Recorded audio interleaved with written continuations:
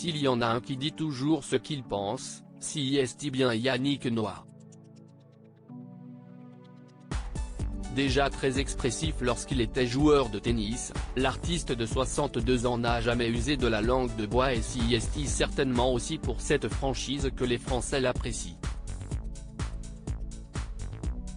Après une brillante carrière dans le tennis, le champion a donc décidé de bifurquer vers la musique, mais il garde toujours un œil avisé sur le monde du sport, malgré une vie trépidante et un agenda très rempli. Père de 5 enfants de 3 femmes différentes, il parcourt le monde entier pour être avec les siens. Installé au Cameroun depuis plusieurs années maintenant, Yannick Noah revient souvent en France où il a encore beaucoup d'attaches. Quand il n'est pas en Jamaïque avec ses enfants ou au Brésil pour le magnifique mariage de son fils Joachim, l'interprète de Saga Africa est à Paris où il prépare la sortie de son prochain album. Ce week-end, il était l'invité de l'émission Europe 1 Sport pendant laquelle il a pu donner son avis sur un événement qui fait beaucoup polémique ces dernières semaines, la Coupe du monde de football au Qatar. Plusieurs mairies de grandes villes françaises, de Paris à Lille, ont indiqué qu'elles allaient boycotter la compétition en refusant d'installer des écrans géants. On en parle aujourd'hui, alors que ça fait 6 ans qu'il fallait en parler. Je me souviens en avoir parlé il y a quelques années, au début.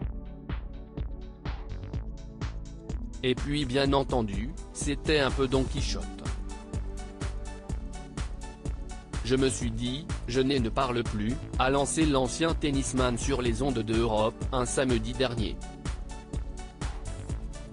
Maintenant, c'est trop tard partagé sur la question du boycott de cette Coupe du monde au Qatar, Yannick Noah cible les principaux coupables, selon lui, ce sont les politiciens et ceux qui ont décidé que ça allait se passer là-bas à qui il faut poser la question, dénonce-t-il. Maintenant, c'est trop tard. On va regarder ou pas la télé, chacun fait ce qu'il veut. Tiraillé face à une situation complexe, alimentée par les nombreux rapports qui font état de corruption et de nombreux morts sur les chantiers de construction des stades au Qatar, Yannick Noah finit par donner son sentiment. C'est vrai qu'à l'intérieur de moi, il y a une espèce de malaise. Il y a un malaise. Même me mettre devant la télé, il y a un malaise, il y a quelque chose qui ne colle pas. Faire une fête dans ces conditions-là.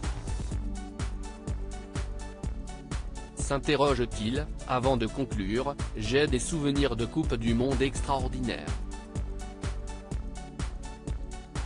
Là, si est-il le temps qui passe j'imagine, si est-il l'argent tout-puissant à l'extrême. Ça me gêne.